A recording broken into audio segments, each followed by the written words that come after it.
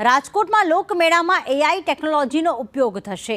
AI ટેકનોલોજીથી ભીડને control કરવામાં મદદ મળશે। દુર્ઘટનાથી બચાવવા એનડીઆરએફ અને એસડીઆરએફ પણ તૈનાત કરવામાં આવશે। 5 હંગામી ફાયર સ્ટેશન ઊભા કરવામાં આવશે। તો ખાદ્ય પદાર્થ માટે ઓનલાઈન ફૂડ લાયસન્સ આપવામાં આવશે। લોકો પર નજર રાખવા 5 વોચ ટાવર ઊભા કરાશે। સીસીટીવી દ્વારા સતત મોનિટરિંગ આ મેળાનું કરવામાં આવશે।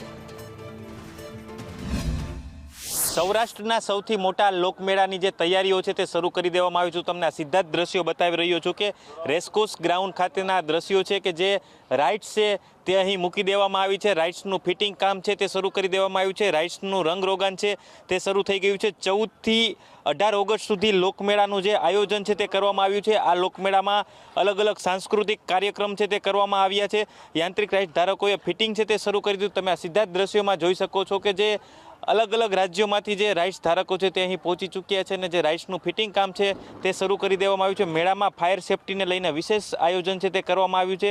એન્ટ્રી એક્ઝિટના અલગ અલગ ગેટ છે તે રાખવામાં આવ્યા છે।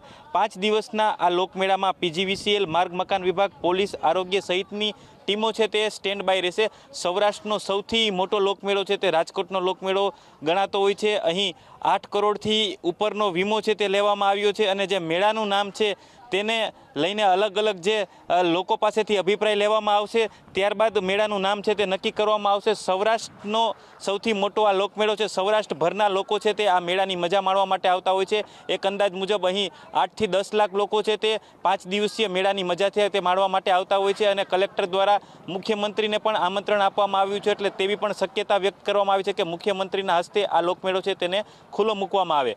કેમેરામેન માધવ ભટ્ટ સાથે દિવ્યેશ જોશી, સંદેશ ન્યૂઝ, રાજકોટ।